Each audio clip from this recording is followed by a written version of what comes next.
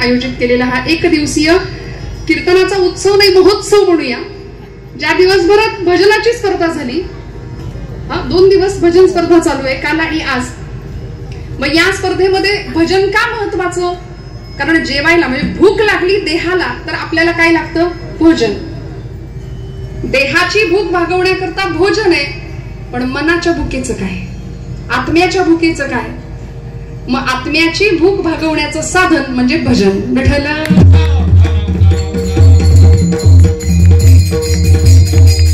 सर्वच मान्यवर नेते मंडळी, सर्वच ज्येष्ठ श्रेष्ठ राजकीय सामाजिक धार्मिक क्षेत्रातले अतिशय प्रथित यश ज्येष्ठ श्रेष्ठ मंडळी या व्यासपीठावर मगाशी आपण विद्यमान झालेली पाहिलीत.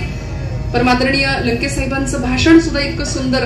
साधं माणूस साधं राहिलं की ते किती मोठं होतं याचा अत्यंत आदर्श असं उदाहरण आपण सगळ्यांनी समोर पाहिलं. मग जीवनामध्ये साधे पण किती महत्वाचं आहे. आणि आपण सगळीच मंडळी संप्रदायावर माऊलींवर प्रेम करता म्हणून काही दिवसांनी ज्ञानोबाराय या मातीत या जमिनीत आपलं मुक्काम करणार आहेत, म्हणून आपण तेवढ्याच आदराने इथं आलोय. एकतर आपण अपूर्ण असतो, काही जण पूर्णत्वाला पोहोचलेले असतात आणि काही परिपूर्णत्वाला प्रवास केलेले असतात. अपूर्ण कुणाला म्हणायचं? ज्याला मी कोण याचीही जाणीव नाही तो अपूर्ण. जीव अपूर्ण आहे बरं का. जीवाला माहिती नाही मी कोण आहे. गर्भामध्ये असणारा आणि सोहम सोहम म्हणणारा जीव बाहेर आल्यानंतर कोहम कोहम कोहम करायला लागतो आणि मीपणा इतका वाढतो, अहंता इतकी वाढते. मग त्याचा परिणाम असा होतो, ही अहंता आम्हाला दुःखाला कारण ठरते, दुःखाकडे घेऊन जाते. जीवनातल्या अत्यंतिक दुःखाची निवृत्ती आणि अत्यंतिक सुखाची जर प्राप्ती व्हायची असेल तर आम्हाला या जीवाला अपूर्णत्वाकडून पूर्णत्वाकडे प्रवास केला पाहिजे.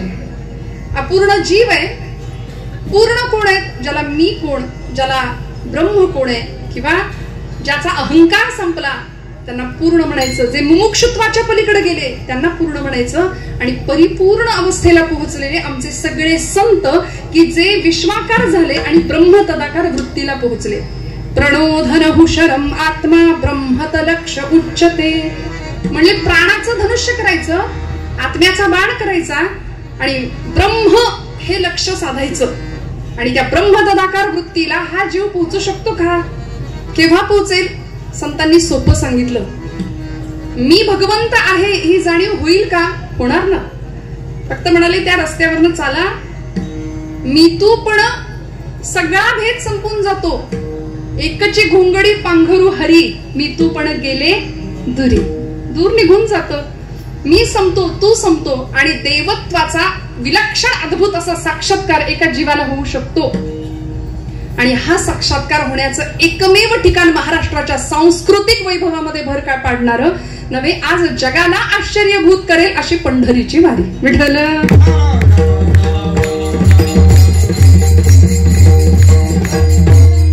ज्या वारीमध्ये अत्यंत सुंदर नियोजन आहे, ज्या वारीमध्ये लष्कराची शिस्त आहे, ज्या वारीमध्ये सगळे समान आहेत, यारे यारे लहान थोर याती भलती नारी नर सकळांचे आहेत अधिकार.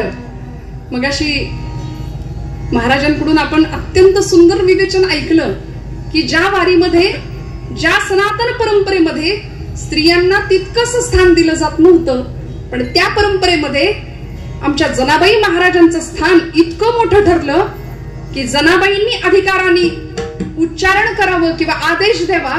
आणि ज्ञानदेव महाराज काय सुंदर गात असतील बघा ना. म्हणजे ते दिसत इतके गोड होते माऊली आमचे, तर मग त्यांचं गाणं किती सुंदर असेल. ज्ञानोबा माऊली म्हटलं तरी हृदय अंतःकरण आमचं असं पागळलं पाहिजे.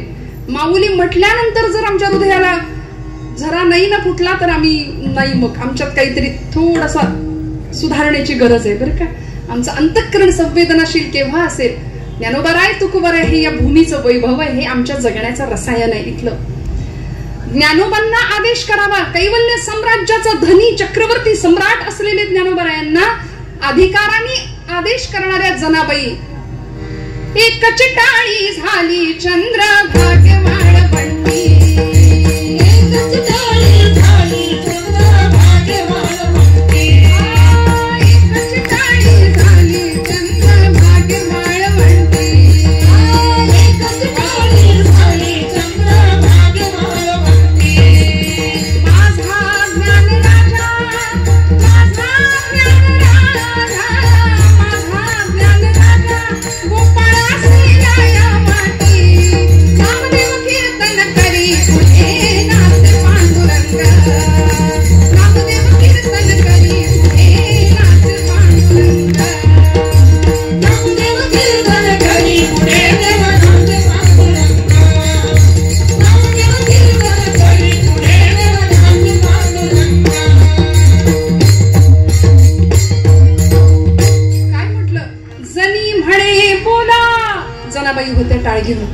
आणि जनाबाईंनी सांगावं ज्ञानोबा आहे, आता चाल तुम्ही गा.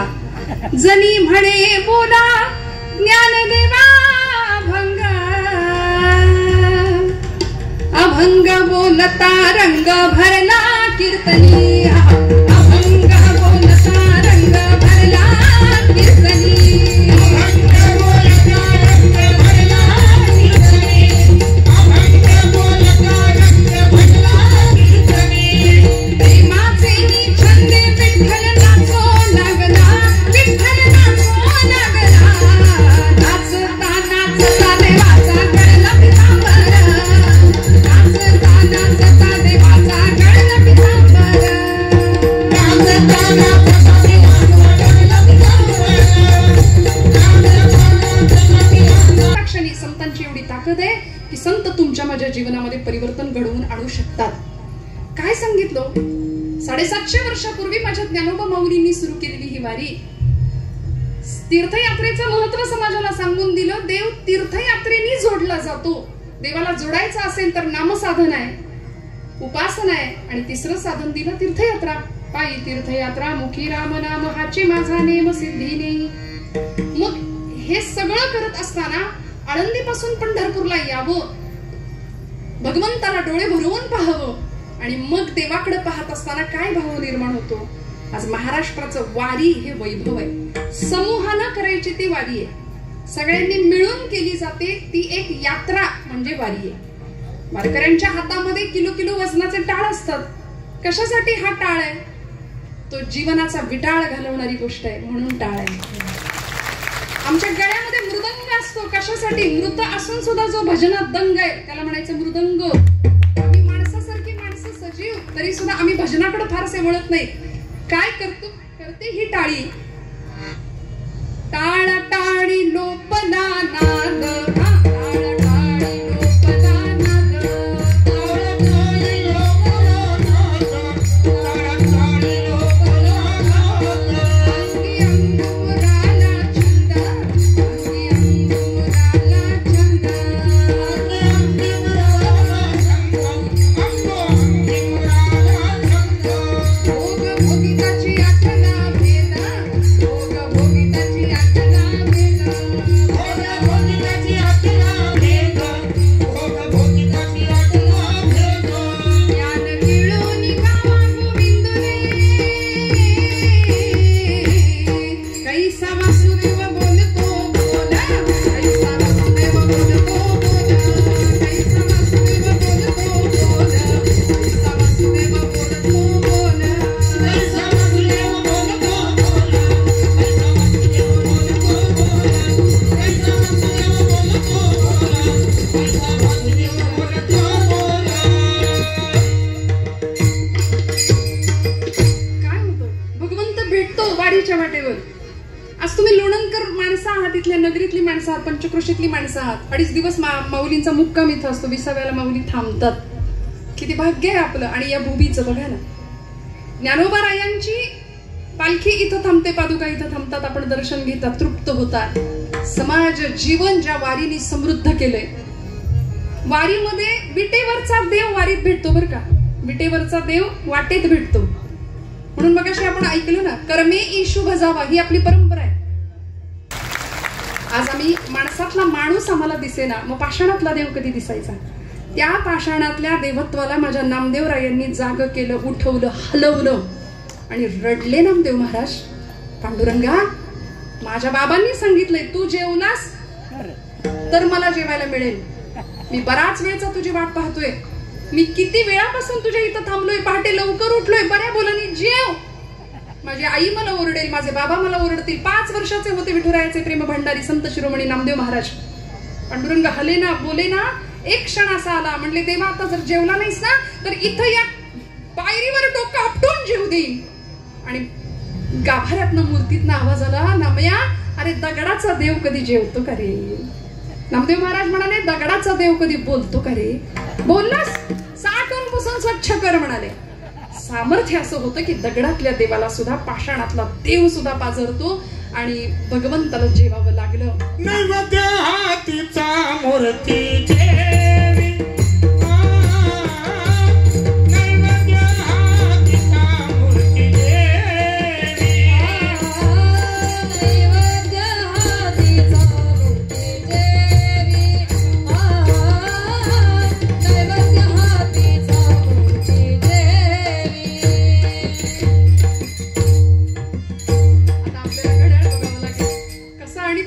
किती अभंग सोडू असं होईल मला. नैवेद्य हातीचा मूर्ती जेवला ना पांडुरंग परमात्मा जेवला, त्या भगवंताला भेटण्याकरता लाखोंचा समुदाय आज धावणारे इकडे. महाराष्ट्राचं वैभव जी द्वैताकडून अद्वैताकडे नेणारी वारी आहे, जी भौतिकाकडून अभौतिकाकडे नेणारी वारी आहे.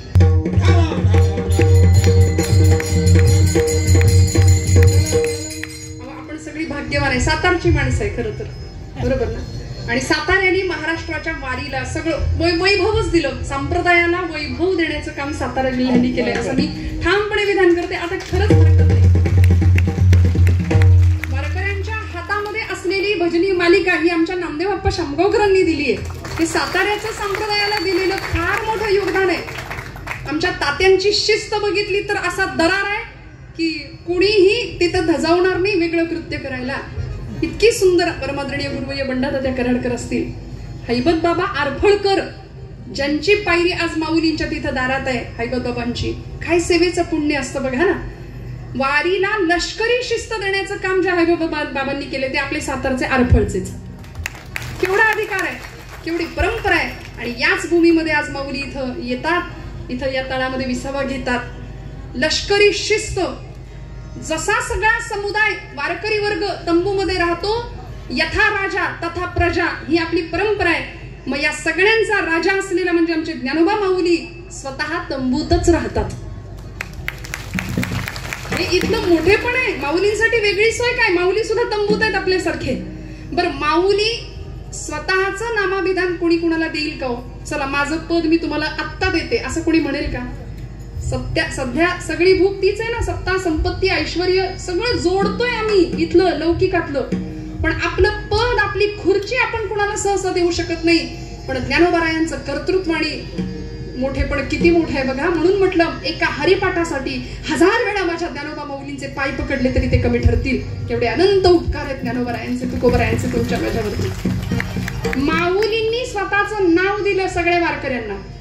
तुम्ही बाजूला कितीही मोठे मंत्री असा, कितीही मोठे सामाजिक कार्यकर्ते असा, कितीही साहेब असा किंवा कितीही कुणीही मोठे असा, पण वारीत आल्यानंतर नावानी नाही, वारीत आल्यानंतर माऊली या, माऊली बसा, माऊली हे घ्या, माऊली प्रसाद घ्या.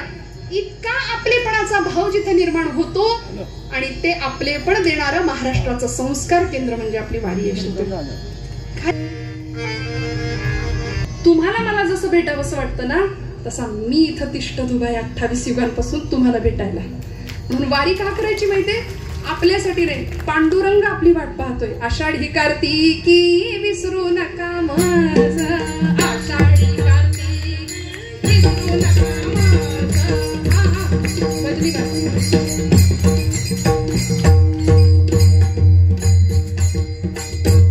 कार्तिकी विसरू नका.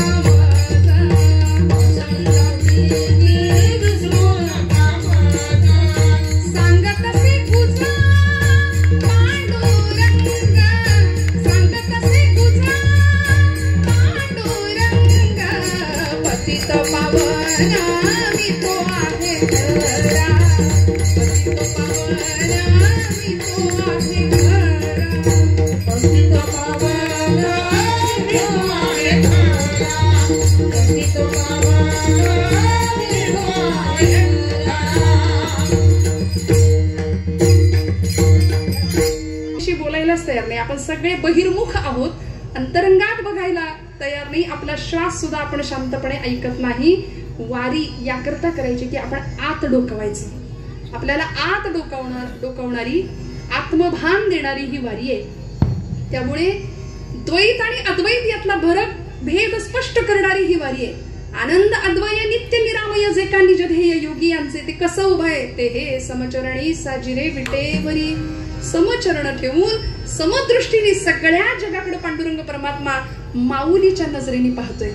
म्हणून तिकडे पाहताना भगवंतांनी सांगितलं ना, पंढरीला यायला नाही जमलं एखाद्याला, ठीक आहे काही हरकत नाही, पण तुमच्या घरामध्ये मी आणि माझी रुक्मिणी आहे. कुणाच्या रूपाने आहे? नामदेव महाराजच म्हणतात, माता विठ्ठल पिता विठ्ठल. आज परिस्थिती अशी आहे ना, म्हणून मी म्हटलं की चंगळवाद आणि भोगवादाच्या आहारी गेल्यानंतर संत परंपरेने आम्हाला दिलेलं तत्वज्ञान आम्ही विसरून जातो आणि नको त्या गोष्टींकडे आमचा वळसा आम्ही वळतो ना, त्यावेळी सांगायचं. आणि म्हणून कीर्तनाची गरज आहे. मी नेहमी आमच्या तरुण भावंडांना, माता भगिनींना सांगते, लेकरांना घेऊन कीर्तनाला येत जा. कारण कार्टी इथं येऊन झोपली तरी चालतील, कारण इथं झोपेत जे ऐकतील ते चांगलं असेल आणि घरी जागेपणी जे ऐकतील ते खराब असेल, ते वाईट असेल. डॉक्टर सावंत सरांचे मनापासून अभिनंदन करते किंवा मनापासून त्यांच्या कर्तृत्वाला दाद देऊ इच्छिते. कारण या मंडपामध्ये धर्मसत्ता आणि राजसत्ता एकत्र आली. बघा ना, राजाश्रय असल्याशिवाय धर्म आणि राजाश्रय किंवा धर्मसत्ता आणि राजसत्ता हे हातात हात घालून चालले पाहिजेत. आज परिस्थिती अशी होती, आपली वारीची परंपरा होती ना, ती नारायण महाराजांच्या काळामध्ये काही काळ खंडित झाली होती. परकीय आक्रमण आली होती. प्रचंड मोठा उत्पात या भूमीवर परकीयांनी माजवला होता. 5000 म्हणजे 700 वर्षापूर्वीचा किंवा 450 वर्षापूर्वीचा तो काळ आहे की ज्या काळामध्ये परकीय आक्रमण, अस्मानी आणि सुलतानी संकटांमुळे महाराष्ट्राची भूमी त्राहिमाम झाली होती. ज्ञान कलंकित झालेलं, शौर्य भयभीत झालेलं, तारुण्य दिशाहीन झालं होतं, वार्धक्य निराधार झालं होतं, चारित्र्याची होळी पेटत होती आणि त्या होळीमध्ये आमची माणसं आमच्या माणसांना टाकून शिमगा साजरा करत होती. देशकाल वर्तमान अवघेचे अव्यवधान ही परिस्थिती होती. आमच्याच घरातल्या बाया बापड्यांना डोळ्या देखत ओढून आणून डोळ्यासमोर अब्रू लुटताना पाहण्यापलीकडे इलाज उरला नव्हता. इतकी भीषण परिस्थिती या मातीत निर्माण झाली होती. आणि अशा वेळी तुकोबाराय संदेश देतात, धर्माचे पालन करणे पाखंड खंडन हेची आम्हा करणे काम बीज वाढवावे नाम. नामाच्या माध्यमातून धर्मपालनाचा धडा तुकोबाराय आम्हाला देतात. छत्रपती शिवाजी महाराजांचं वर्चस्व किंवा छत्रपती शिवप्रभूंनी ज्यावेळी रयतेची सेवा करण्याचं ब्रीद आणि व्रत अंगीकारलं, राजांच्या निर्याणानंतर 1680 साली राजे इथून निघून गेले. राजांच्या निर्याणानंतर वारीची परंपरा, जी वारी होती ती परकीय आक्रमणांमुळे थोडी खंडित झाली होती. मला सांगायला आवडेल, आपण सुरुवातीला संभाजी राजांचा जय जयकार केला. ऐकून ठेवा, स्वराज्याचे मोठे धनी छत्रपती शिवप्रभू आणि स्वराज्याचे धाकले धनी छत्रपती धर्मवीर संभाजीराजे. त्या काळामध्ये वारीला सरकारी संरक्षण देण्याचं काम छत्रपती संभाजी महाराजांनी केलं. म्हणून आज हा लष्करी थाट आपण पाहतो ना, चोपदार शामियाने, इतका आनंद आहे की इथे जगातल्या सगळ्यात मोठ्या इव्हेंट मॅनेजमेंट कंपनीला सुद्धा कोड पडेल इतकी इथली शिस्त आहे, इतकी मॅनेजमेंट आहे. कोण करतो? तुकोबाराय जसं म्हणतात, बोलविता धनी वेगळाची, वृक्षाचेही पान हले त्याची सत्ता राहिली हंता मग कोठे. हे कोड न उलगडणार आहे, कोणालाही न उलगडणार आहे. ज्यांनी शंका घेतल्या ना त्यांचं नुकसान झालं बरं का. त्यामुळे शंका इथे नाही घ्यायची. भगवंत म्हणाले, शरीराच्या पातळीवर विचार करूच नका ना. अर्जुनाला सांगतात, अर्जुना तुवा शरीर परा नोहावे, शरीराच्या पातळीवर विचार करू नकोस, मन आणि बुद्धी मला अर्पण कर. मय्येव मन आधत्स्व मय बुद्धी निवेशयः निवसिष्यसि मय्येव अत ऊर्ध्वं न संशयः संतुष्ट सततं योगी यतात्मा दृढ निश्चयः मय्यर्पित मनो बुद्धे यो मद्भक्त समे प्रियः. मला मन आणि बुद्धी अर्पण करा. आणि मग माऊली सांगतात, बुद्धीने काय भेटतं? मन अर्पण केल्यानंतर काय भेटतं? बुद्धीचे वैभव अन्य नाही तुझे, एकाकेशी राजे. म्हणून वारी. आणि ही वारी कोणी केली हो? सगळ्यात पहिली वारी कोणी केली? आपल्या सगळ्यांना माहिती आहे, आदिनाथ उमा बीज प्रगट आले. आदिनाथ सब देवन के बाबा भोलेनाथांनी एकटे नाही, सहकुटुंब सहपरिवार वारी केली. पार्वती माता होत्या, आमचे कार्तिकेय स्वामी होते, गणपती बाप्पा होते आणि सगळ्याच्या पुन्हा पंढरीच्या आपण प्रांतामध्ये पंढरीत पाहतो. अहो विठू माझा लेकुरवाळा, सगळ्या संतांना पांडुरंग परमात्म्याने जवळ घेतलं होतं ना. विठू माझा लेकुरवाळा संगे गोपाळांचा मेळा, विठू माझा लेकुरवाळा. निवृत्ती हा खांद्यावरी, सोपानाचा हात धरी. देवाने सगळ्यांना, माऊली होती ना, आई काय करते, कडेवर उचलूनच घेते ना, सगळ्यांना घेतलं. आणि जेव्हा भोलेनाथ समोर दिसले तेव्हा पांडुरंगाला प्रश्न पडला भगवंताला की आता यांना मी आलिंगन कसं देऊ? इच्छा तर आहे, सगळ्यांना कडेवर घेऊन बसलोय, हात रिकामी नाहीयेत. तेव्हा भगवंतांनी, पांडुरंग परमात्म्यांनी साक्षात देवाधिदेव महादेवांना आपल्या मस्तकावर विराजमान केले. आणि हे दृश्य ही मूर्ती पाहिल्यानंतर आमचे आचार्य जगद्गुरु शंकराचार्यांना राहवलं नाही. त्यांनी वर्णन केलं, महायोग पीठे तटे भीमरथ्या वरं पुंडरीकाय मुनींद्रै समागत यतिष्ठन्तमानन्दचन्द्रं परब्रह्मलिङ्गं भजे पाण्डुरङ्गं परब्रह्मलिङ्गं भजे पाण्डुरङ्गं शरच्चन्द्रबिम्बाननं चारुहासं लसत्कुण्डलाक्रान्तकण्डस्थलाङ्गं जपारागबिम्बाधरं कण्डनेत्रं परब्रह्मलिङ्गं भजे पाण्डुरङ्गं परब्रह्मलिङ्गं भजे पाण्डुरङ्गं. विठ्ठल परमात्मा किंवा ज्याचं त्याचं आराध्य इष्ट दैवत तो आपल्याला किती सांभाळतो जर आपण पूर्ण शरण गेलो तर. माऊली म्हणते, जो मज होय अनन्य शरण तयांचे निवारी मी जन्म मरण म्हणून शरणागतासी शरण्य मीची एकू. शरणागताला मी शरण जातो. दास्य भावाने जो माझ्याकडे येतो त्याचा मी दास होतो. तुका म्हणे त्याचा देव सर्व भार चालवी कामार होऊन गडी होतो, कामार होतो, दास होतो, सेवक होतो. मग इतकं देव करायला तयार आहे. तुकोबाराय म्हणतात, देवा मला तुझं दास्यत्व दे, हेची भावी माझी आस. मागणं मागितलं हेची. आपण काय म्हणतो, जमलं तर यंदा वारी करू, बघू. अहो येताय का कीर्तनाला? नको म्हणले, आज मूडच नाही. बसलेलं उठवत नाही, उठलेलं बसवत नाही. कोई तन दुखी, कोई मन दुखी, कोई धन बिन रहत उदास, थोडे थोडे सब दुखी. मग सुखी कोणे? कबीरदास म्हणतात, सुखी हरी के दास. मग सुखाचा पत्ता तुकोबरायांना माहिती होता, म्हणून त्या चरणांची सेवा मागितली किंवा त्या चरणांचं दास्यत्व मागितलं. कारण सकल तीर्थांचे माहेर, नामदेव महाराज म्हणतात, सगळे अनंत तीर्थांचे माहेर, अनंत रूपाचे हे सार, अनंती अनंत अपार, तो हा कटीकर ठेवून उभा, धन्य धन्य पांडुरंग. इतका सुंदर भगवंत तिथं उभा आहे. म्हणाले त्याचं दास्यत्व पाहिजे. आणि भगवंत कसा आहे हो? आमच्या नाथ बाबांनी वर्णन केलं, कृष्ण मूर्ती होय गे, कळो आली सोय गे, प्राणाचाही प्राण पाहता, प्राणाचाही प्राण पाहता, सुख सांगो काय गे, तुळशी माळ गळा गे, कस्तुरीचा गळा गे, तुळशी माळ गळा गे, कस्तुरी तुळशी माळ गळा गे, कस्तुरीचा गळा गे, तुळशी माळ गळा गे, कस्तुरीचा गळा गे. कशी माऊली भक्त कृपेची माय गे, ओळखिली विठाई गे, एका जनार्दनी विटे जोडी आले पाय गे, तुळशी माळ गळा गे, कस्तुरीचा गळा गे, तुळशी माळ गळा गे, कस्तुरीचा.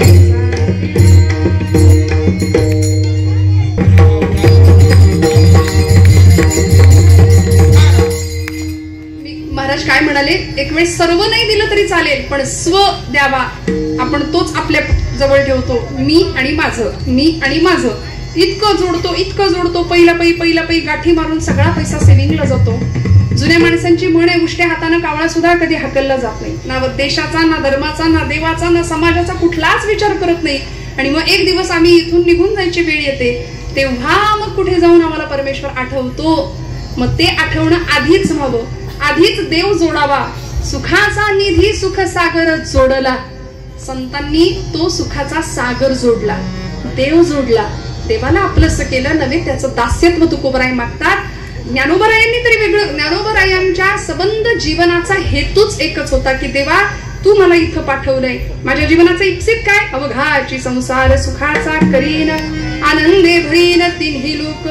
आणि मग मी माझ्या माहेराला जाईन आणि काय सांगीन, जाईन गे माये तया पंढरपुरा, जाईन गे माये तया पंढरपुरा, जाईन गे माये तया पंढरपुरा, जाईन गे माये तया पंढरपुरा, जाईन गे माये तया पंढरपुरा. पंढरपुरा जाईन गे माये तया पंढरपुरा जाईन गे माये तया पंढरपुरा जाईन गे माये तया पंढरपुरा भेटेन माहेरला आपुनिया भेटेन माझेरा आपुनिया जाईन गे माये तया पंढरपुरा जाईन गे माये तया पंढरपुरा गे माये तया पंढरपुरा जाईन गे माये तया पंढरपुरा.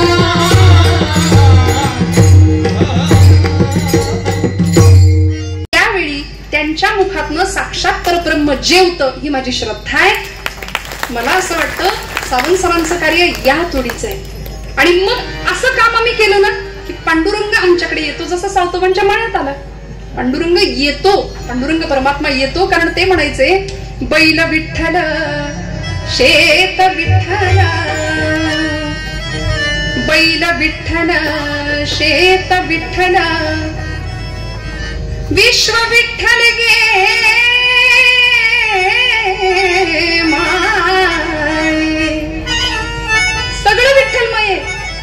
आणि अजून सांगतो विठ्ठल वाणी मोठ काळी ती बी विठ्ठल गे पोपट राघू मोर मैना चिमणी विठ्ठल गे चिमणी वाणी नागू माझे ती बी विठ्ठल गे वृक्ष विठ्ठल वापी विठ्ठल वेली विठ्ठल गे.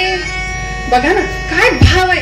सावतोबा म्हणतात संसारामध्ये एखाद्या वृक्षाच्या आधाराने जशी एखादी वेल वाढते ना तसं संसारामध्ये माझ्या आधाराने राहणारी तू सुद्धा विठ्ठलच आहे सावित्री. बायकोला सांगतात विठ्ठलवाणी सखये माझी तू बी विठ्ठल गे. किती लोकांना हे कळतं. म्हणून मी मगाशी आमच्या माता वर्गाचा उद्घोष का केला, त्यांचा गौरव का केला. किती लोकांना हे कळतं. सर्व चराचर सूर्य चंद्र गे गमते विठ्ठल गे विठ्ठलाचा दास सावत्या त्यो बी विठ्ठल गे विठ्ठलाचा दास सावता तो बी विठ्ठल गे तो बी विठ्ठल गे. सगळे विठ्ठल स्वरूप आहेत. सर्वाभूती परमात्म तत्व ईश्वर सर्वभूतानां गीतेचं तत्वज्ञान हृद्देशेर्जुन तिष्ठती भ्रामयन् सर्वभूतानि यंत्रारूढानि मायया. हे गीतेचं तत्वज्ञान आहे. हे तो समस्त ही श्री वासुदेवो ऐसा प्रतिदी रसाचा बोतला भावो आणि भक्ता माझी रावो ज्ञानिया तोची. मग ही जेव्हा श्रद्धा आढळ असते ना तेव्हा आमच्या मनात शंका आणि द्विधा परिस्थिती येत नाही. या कलियुगामध्ये काही दिवसांपूर्वी घडलेला अहमदाबादचा विमान अपघात, त्या अपघातामध्ये सगळं जळून खाक होतं पण भगवद्गीता शिल्लक राहते. भगवद्गीतेचं एक पानही जळत नाही. हा चमत्कार नव्हे, हे सामर्थ्य आहे माझ्या गोपाल कृष्णांच्या शब्दांचं, हे सामर्थ्य आहे माझ्या संत विचारांचं. आणि म्हणून येणाऱ्या तरुण पिढीला माझ्या सगळ्या भावंडांना मी अत्यंत प्रेमाने सांगत असते की माता पित्यांकडून मिळालेलं हे जीवन खरं तर परमेश्वराकडूनच मिळालेलं हे जीवन, या जीवनाचा खऱ्या अर्थी जर आम्हाला परमोत्कर्ष साधायचा असेल तर व्यावहारिक पातळीमध्ये आपण कितीही श्रेष्ठ असा पण इकडे आल्यानंतर आपल्याला जे सुख मिळेल ना ते खरं सुख आहे. आणि त्या सुखाचा लाभ आपल्याला मिळाल्याशिवाय राहत नाही. या एकदा वाटेवर आलेला माणूस कधीही नैराश्य, आजच्या काळामधला परवरीचा शब्द आहे डिप्रेशन, फ्रस्ट्रेशन, ताण तणाव, प्रचंड या गर्तेमध्ये माणूस आज जातोय. आणि इथं या माझ्या ज्ञानोबांच्या माऊलींच्या ज्ञानेश्वरी हात लावा, सगळ्या प्रश्नांची उत्तर मिळतील. माऊली आजची उदाहरण किंवा ते साहेबांच्या तोंडून आपण ऐकली ती परिस्थिती काय होती. पण अहो आमची श्रद्धा जर डळमळीत असेल, विश्वास जर पक्का नसेल ना तर कोरोनाच्या काळात डॉक्टर म्हणले चांगलं चुंगलं खाल्लं पाहिजे म्हणून लोकांनी घातलेल्या माळा काढल्या. ही आमची श्रद्धा, आमचा विश्वास. पण तुकोबराय म्हणतात पंढरीचा वार करी वारी चुकोरी अनुकूलतेमध्ये रूपांतरित करणं जिथं शिकवलं जातं ती वारी आहे. आणि प्रपंचातली प्रतिकूलता परमार्थातली अनुकूलता ठरते. हे ब्रह्मचैतन्य गोंदवलेकर महाराजांचं वाक्य आहे. आपण सगळे भाग्यवान आहोत मंडळी, आपण वारीच्या वाटेवरची माणसं आहात. अनंत जन्माचं भाग्य पुण्य म्हणून आपण इथं आहोत बरं का. माऊली म्हणतात अनंत जन्मोनी पुण्य होय, ज्ञानदेव ध्यानी रामकृष्ण मनी अनंत जन्मोनी पुण्य होय. तुमचं माझं अनंत जन्माचं भाग्य म्हणून आपण इथं आहोत. डोंगरे शास्त्रीजी म्हणायचे कथा के लिए कीर्तन के लिए जाने की हमारी औकात नहीं है, कथा के लिए तो वो जाते हैं जिनको बाकी भी हरी बुलाते हैं. तिकडून बोलावं यावं लागतं. आणि खरं सांगू का सोपं आपल्या सगळ्यांना पटेल. आपली पावलं इथं आली ना, आपण कीर्तनाला इतका वेळ झाल्यानंतर सुद्धा बसलात, आपण जाऊ शकलो असतं, पण तरी आपण बसलात कारण देवानी आपलं सिलेक्शन केलंय. देवानी आपलं सिलेक्शन केलंय या कामासाठी. आज वारकऱ्याच्या मुजावा, अन्नाचा कण जावा आणि येणाऱ्या जाणाऱ्या प्रत्येक वारकऱ्यामध्ये पांडुरंग परमात्मा ही अत्यंत सुंदर कर्मे ईश मुजावा या न्यायाने या जाणीवेने केलेलं डॉक्टर साहेबांचं किंवा आमच्या सावंत सरांचं कार्य आहे ते इतकं वाखाणण्याजोग आहे.